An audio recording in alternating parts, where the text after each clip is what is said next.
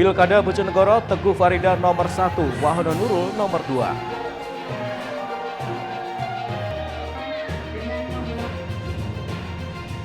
Diguyur hujan deras, belasan hektar tanaman tembakau mati layu.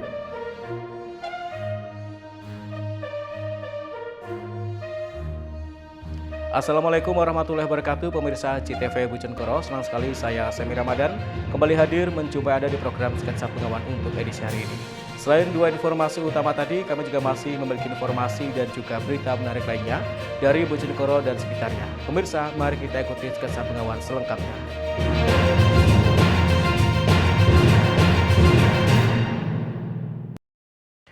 Pemirsa, kita awali informasi yang pertama. Komisi Pemilihan Umum Kabupaten Bojonegoro menggelar rapat pleno pengundian dan penetapan nomor urut pasangan calon bupati dan wakil bupati Bojonegoro pada Senin malam. Hasilnya pasangan Teguh Haryono dan Farida Hidayati mendapatkan nomor urut 1, kemudian pasangan Setiawahono dan Nurul Azizah mendapatkan nomor urut 2. Komisi Pemilihan Umum Kabupaten Bojonegoro menggelar rapat pleno terbuka pengundian dan penetapan nomor urut pasangan calon bupati dan wakil bupati Bojonegoro pada Pilkada serentak tahun 2024 di kantor KPU setempat pada Senin malam. Dalam pengundian nomor urut tersebut, pasangan Setiawahono dan Nurul Azizah serta Teguh Haryono dan Farida Hidayati hadir secara langsung beserta pimpinan partai pengusul dan simpatisan pendukung.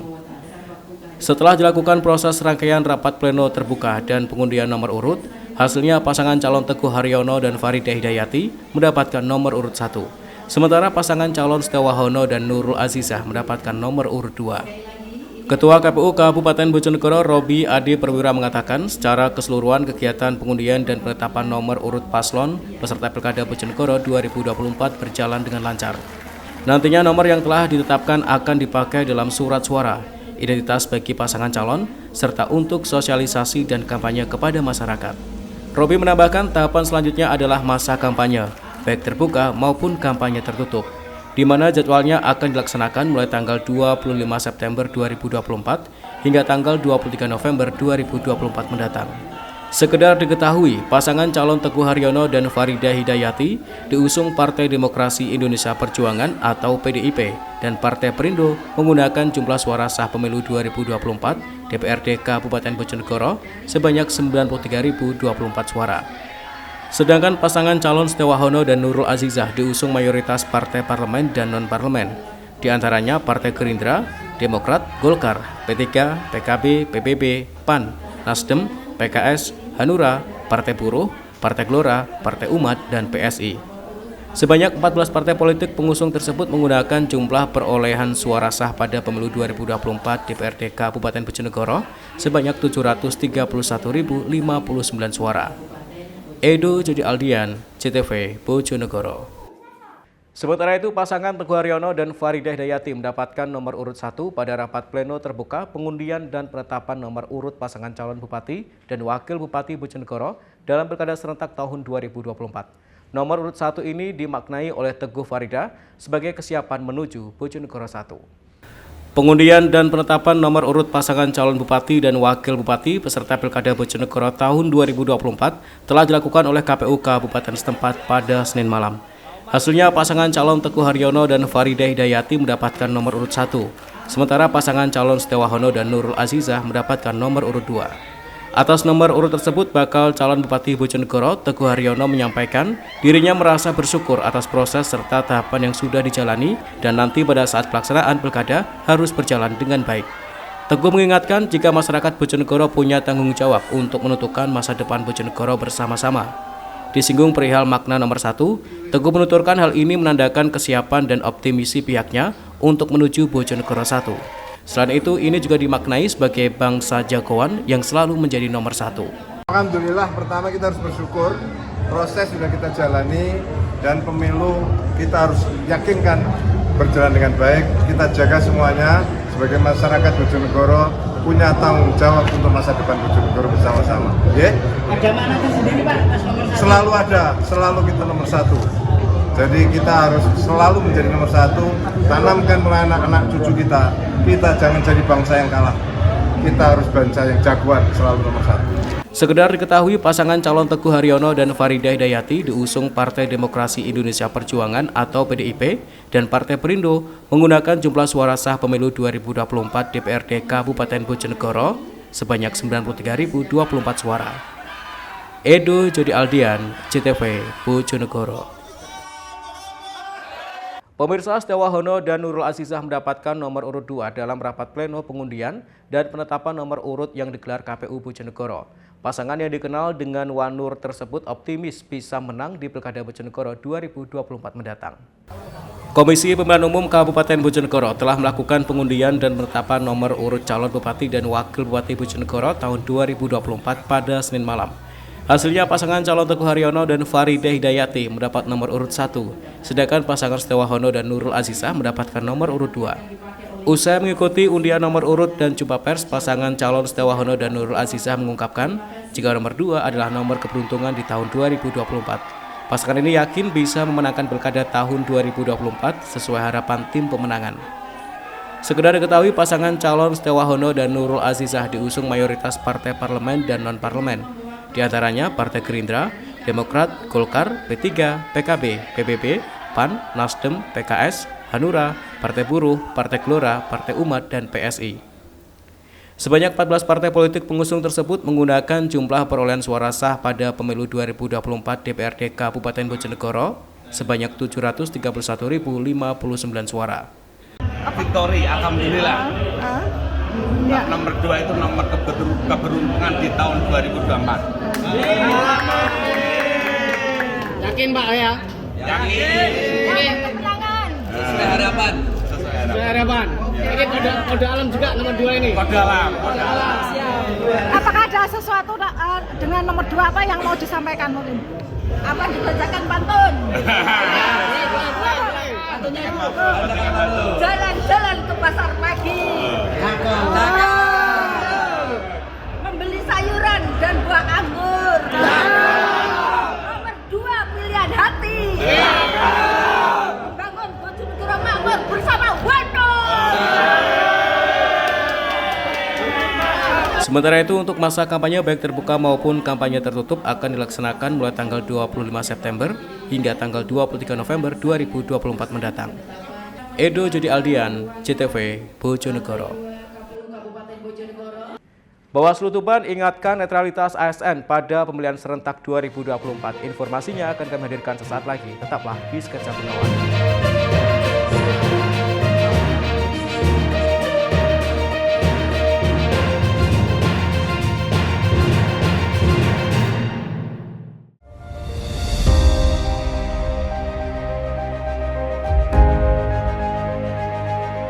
PT PLN Nusantara Power UP PLTU Tanjung Awar-Awar telah meresmikan program Satria Padu yang diselenggarakan di kawasan perusahaan setempat pada Minggu 22 September 2024. Program Satria Padu sendiri dikenalkan karena sebagai edukasi masyarakat untuk mengelola pertanian dan peternakan secara terpadu.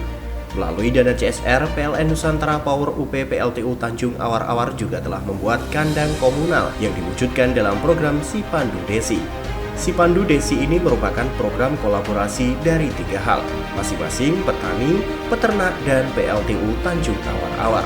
Program ini terwujud karena ada social mapping terkait petani dan peternakan serta limbahnya.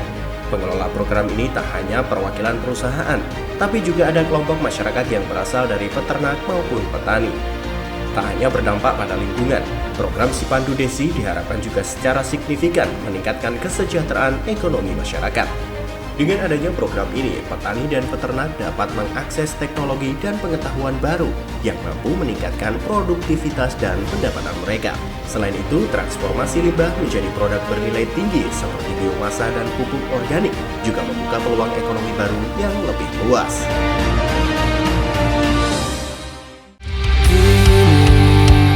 Tiba saatnya berikan suara hak pilih kita. Jangan kita lewatkan Pilkada serentak Indonesia.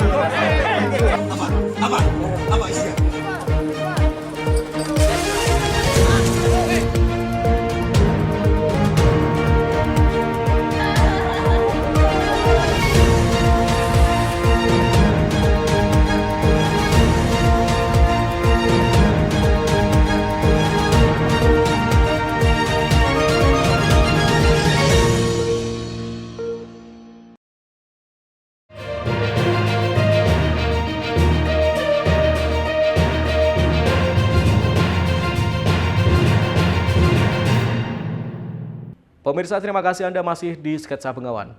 Badan Pengawas Pemilu Kabupaten Tuban menggelar rapat koordinasi bersama perwakilan instansi-instansi pemerintahan dan stakeholder setempat. Dalam rakor ini, Bawaslu mengingatkan agar para aparatur sipil negara untuk menjaga kondusivitas dan netralitas dalam kampanye pemilihan serentak tahun 2024. Badan Pengawas Pemilu atau Bawaslu Kabupaten Tuban menggelar rapat koordinasi bersama stakeholder dalam rangka persiapan pengawasan masa kampanye pada pemilihan serentak tahun 2024 di salah satu tempat pertemuan di Jalan Basuki Rahmat Tuban pada Selasa siang. Dalam kegiatan ini, Bawaslu mengundang perwakilan instansi-instansi pemerintahan dan stakeholder mulai dari unsur TNI Polri, Kejaksaan, Pengadilan, serta perwakilan seluruh dinas di lingkup Pemkab Tuban. Acara ini digelar sebagai upaya pencegahan netralitas ASN dalam kampanye kepala daerah tahun 2024. Komisioner Bawaslu Kabupaten Tuban, Sutrisno Puji Utomo mengatakan, materi yang ditekankan dalam rakor ini adalah terkait netralitas ASN, serta membedah aturan yang ada dalam Undang-Undang ASN dan peraturan pemerintah. Setelah dilakukan upaya pencegahan tersebut, Bawaslu akan terus melakukan pengawasan dalam masa kampanye. Jika nantinya ada temuan maupun laporan terkait netralitas ASN, pihak Bawaslu nantinya akan langsung memprosesnya. Materi yang ditekankan pada acara rapat koordinasi ini adalah terkait dengan netralitas ASN, aturan-aturannya yang ada di Undang-Undang 10 tahun 2016, ada lagi di PP-nya, di peraturan pemerintah maupun di Undang-Undang ASN nomor 20 tahun 2023 terkait dengan aparatur sipil negara, tentang aparatur sipil negara. Jika nanti ada temuan atau mungkin laporan dari masyarakat seperti apa? Ya, hari ini adalah bentuk upaya pencegahan, Mas ya. Upaya pencegahan hari ini merupakan kemarin-kemarin juga kita sudah melakukan upaya pencegahan. Ketika nanti sudah menghadapi masa kampanye, kita tinggal melakukan pengawasan.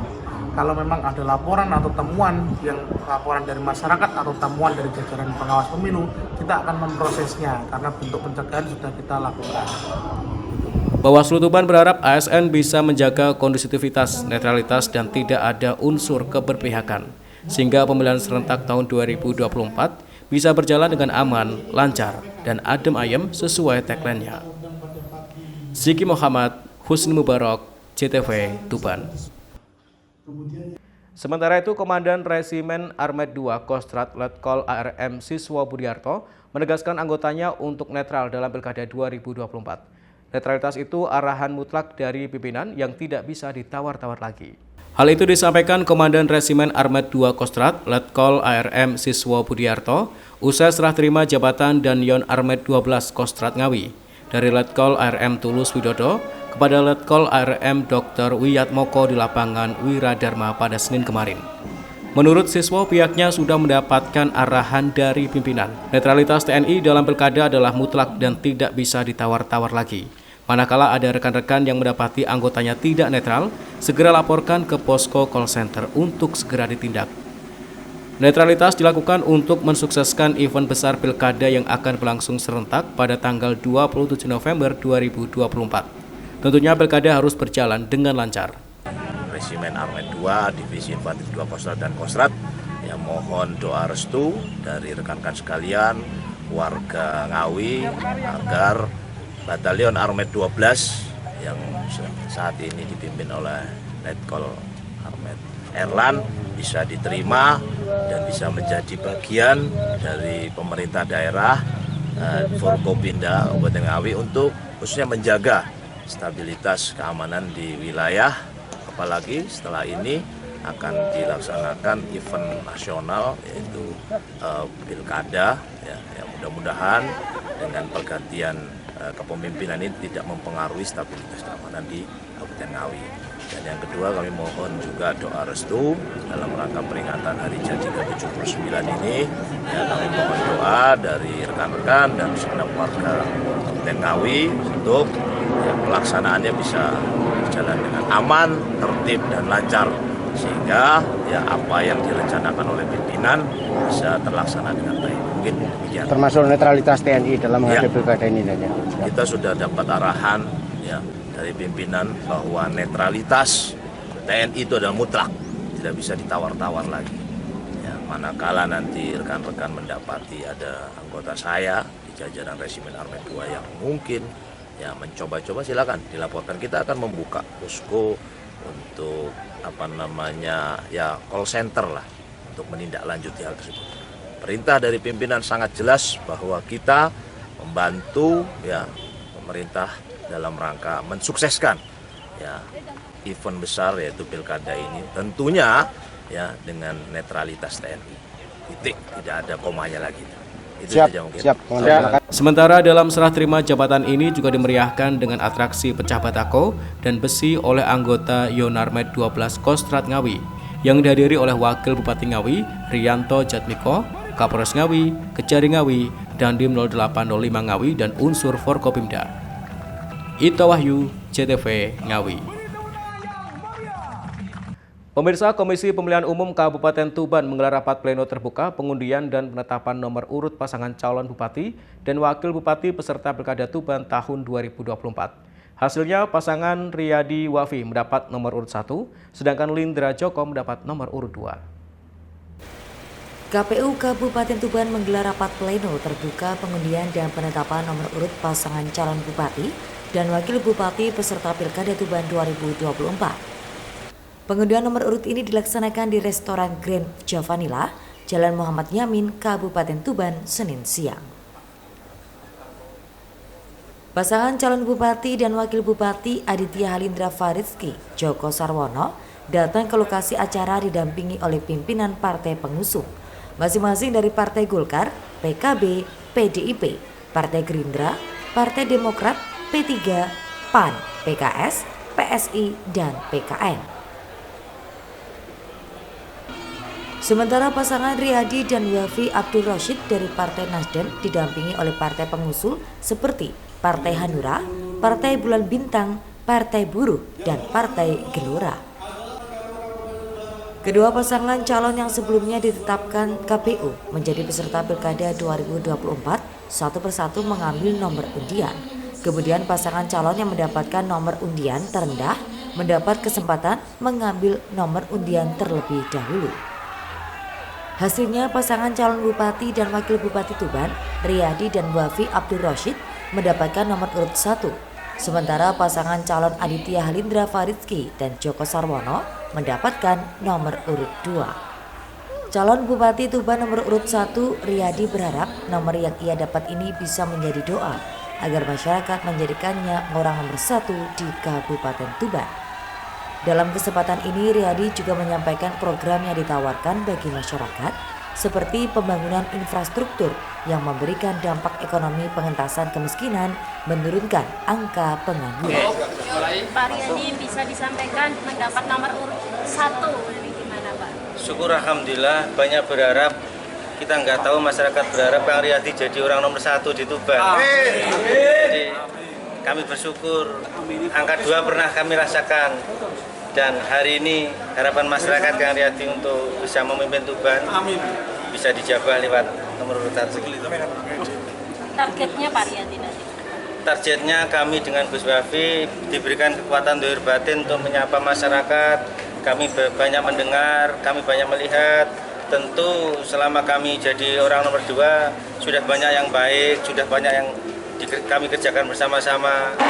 Tentu yang kurang akan kami benahi dan dengan Gus Wafi mudah-mudahan diberikan kekuatan dohir batin untuk Tuban baru lebih baik.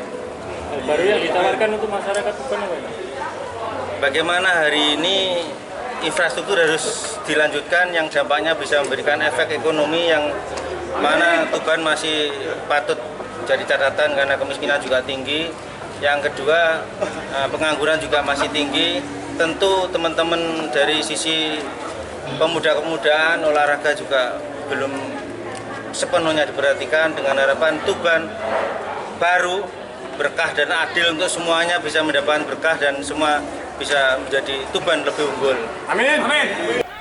Sementara itu, calon bupati nomor urut 2, Aditya Halindra Faridski, menyampaikan nomor urut 2 ini sangat sesuai dengan yang ia harapkan. Dirinya berharap nomor 2 ini bisa membuat masyarakat mengenali dan memberikan dukungan.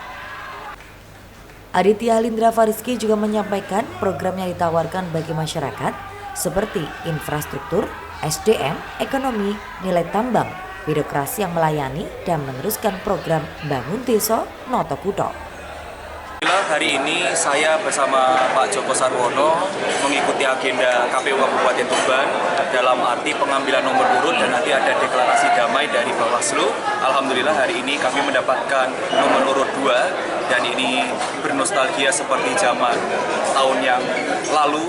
Kami juga nomor 2, insya Allah itu sesuai dengan yang kami harapkan. Moga-moga ini juga memudahkan masyarakat mengenali dan insya Allah bisa memberikan dukungannya di tingkat bawah. Program prioritas, Mas? Insya Allah mulai dari infrastruktur, SDM, ekonomi, nilai tambah, birokrasi yang melayani, itu semua tidak jauh berbeda. Melalui Bangun Desa Noto Kutho, kita tetap jalankan keberhasilan selama 3 tahun terakhir ini dan insya Allah akan kita teruskan. Nomor 2 sendiri menurut Mas Lidra itu seperti apa, Mas? Nomor 2 itu? Alhamdulillah artinya itu adalah semua nomor, salah satunya itu sesuai dengan yang kita harapkan, insya Allah. Pasca pengundian ini, sebut langkahnya?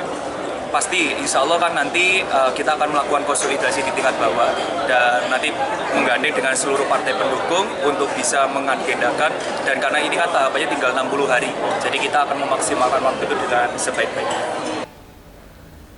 Nomor urut yang telah didapatkan oleh peserta Pilkada Tuban ini akan digunakan oleh para pasangan calon untuk dicetak di semua alat peraga kampanye selama masa kampanye. Sigi Muhammad, Husni Mubarak, JTV, Tuban.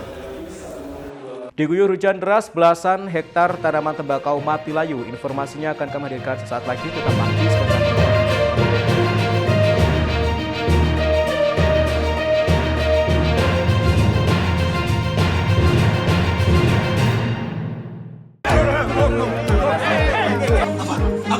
Apa isinya?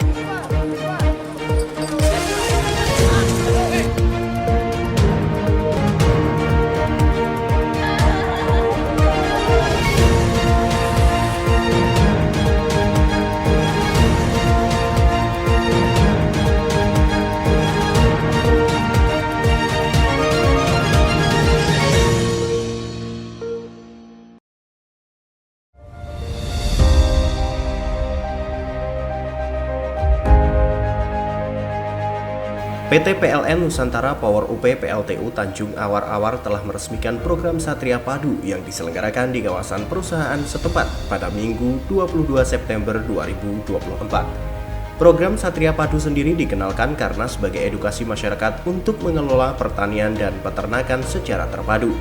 Melalui dana CSR, PLN Nusantara Power UP PLTU Tanjung Awar-Awar juga telah membuat kandang komunal yang diwujudkan dalam program Sipandu Desi. Sipandu Desi ini merupakan program kolaborasi dari 3 hal, masing-masing petani, peternak, dan PLTU Tanjung Awar-Awar. Program ini terwujud karena ada social mapping terkait petani dan peternakan serta limbahnya. Pengelola program ini tak hanya perwakilan perusahaan, tapi juga ada kelompok masyarakat yang berasal dari peternak maupun petani. Tak hanya berdampak pada lingkungan, program Sipandu Desi diharapkan juga secara signifikan meningkatkan kesejahteraan ekonomi masyarakat. Dengan adanya program ini, petani dan peternak dapat mengakses teknologi dan pengetahuan baru yang mampu meningkatkan produktivitas dan pendapatan mereka. Selain itu, transformasi limbah menjadi produk bernilai tinggi seperti biomasa dan pupuk organik juga membuka peluang ekonomi baru yang lebih luas.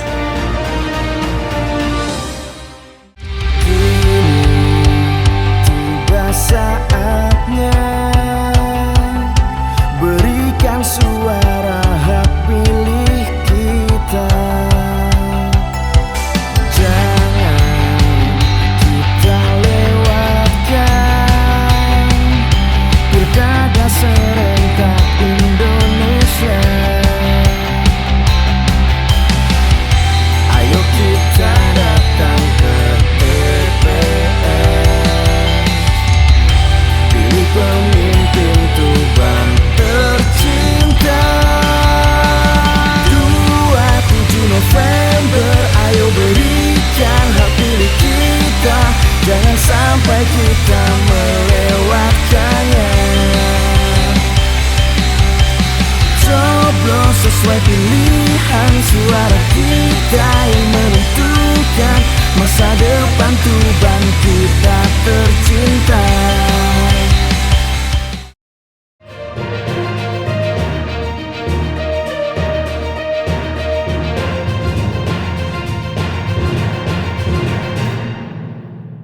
Pemirsa, terima kasih Anda masih di Sketsa Bengawan. Hujan deras yang mengguyur sebagian wilayah Kabupaten Bojonegoro beberapa hari lalu membuat belasan hektar tanaman tembakau mati mendadak.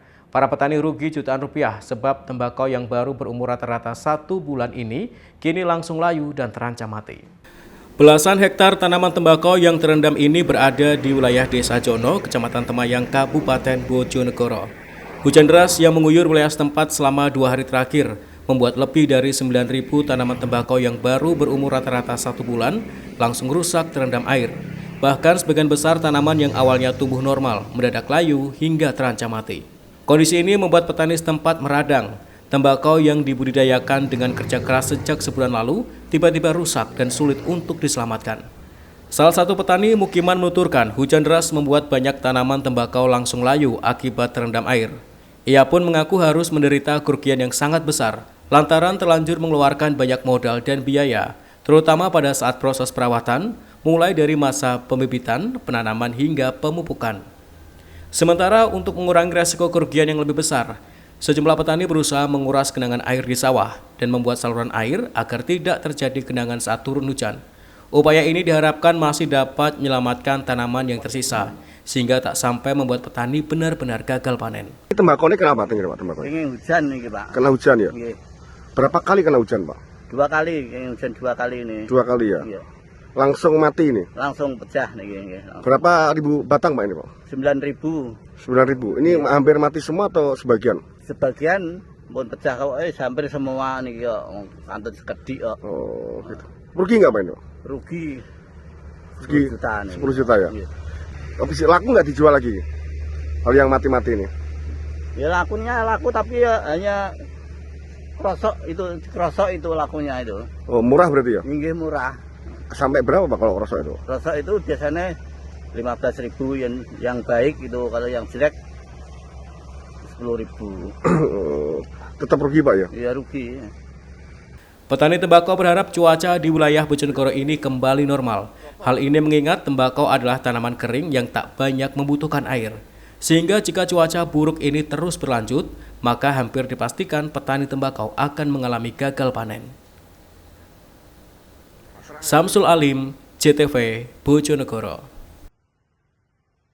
Sementara itu, pasangan suami istri di Kabupaten Jombang ditangkap warga setelah kedapatan melakukan aksi pencopetan. Keduanya berpura-pura membeli sayur dan kemudian mencopet dompet milik seorang pembeli di pasar tradisional.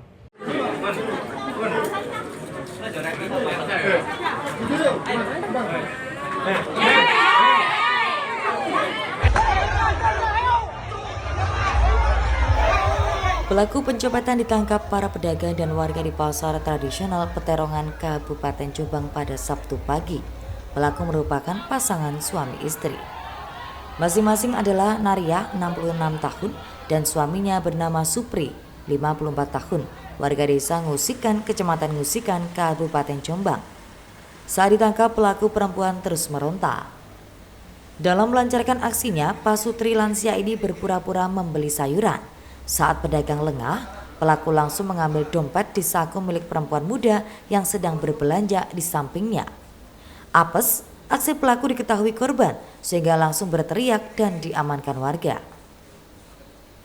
Kapolsek Peterongan, Ibtu Solihin Budi Santosa mengatakan, kejadian berawal saat korban bernama Ana Fitriah, 28 tahun, warga desa Trawasan, Kecamatan Sumobito, Jombang, datang ke pasar untuk berbelanja. Pada saat berbelanja dan memilih sayuran, korban tidak menyadari jika dirinya sudah menjadi target pencopet. Setelah selesai memilih sayuran, korban bermaksud membayar. Namun dompet yang ditaruh di rok sebelah kiri sudah tidak ada. Korban pun kaget dan kebingungan dan akhirnya ada warga yang teriak kepada kedua pelaku. Korban pun langsung menanyakan dompet ke pelaku, namun pelaku tidak mengakuinya. Kemudian korban menggeledah tas belanjaan pelaku dan menemukan dompet berisi uang Rp300.000 miliknya yang ditutupi belanjaan milik pelaku. Memang betul tadi pagi terjadi peristiwa pencopetan di pasar Peterongan.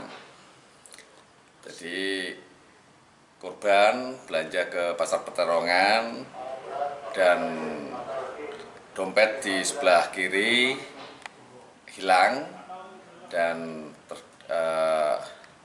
warga mengamankan seseorang yang diduga pencopet. Berarti diketahui tadi saat ngambil dan? Sementara diketahui gitu. Iya, terus? Terus diamankan sama masyarakat untuk pasar dan dibawa ke polsek. Ya terhimpit ekonomi sampai sekarang karena pengakuannya sementara seperti itu. Jadi sampai sekarang masih di polsek untuk pemeriksaan lebih lanjut. Dari pemeriksaan awal, pelaku yang mengaku jika baru pertama kali beraksi tersebut nekat mencopet karena himpitan ekonomi. Kini pasangan lansia tersebut harus mendekam di sel tahanan sembari menunggu proses hukum lebih lanjut. Saiful Malimin, JTV, Jombang. Pemirsa, informasi tadi sekaligus mengakhiri sketsa Bengawan untuk edisi hari ini. Jangan lupa follow akun sosial media kami di bawah ini. Kirimkan kritik dan saran Anda ke alamat email kami jtv.bojonegoro@jtv.co.id. Terima kasih atas kebersamaan Anda. Saya Semi Ramadan bersama kerabat kerja yang bertugas pamit dari hadapan Anda. Wassalamualaikum warahmatullahi wabarakatuh. Salam JTV.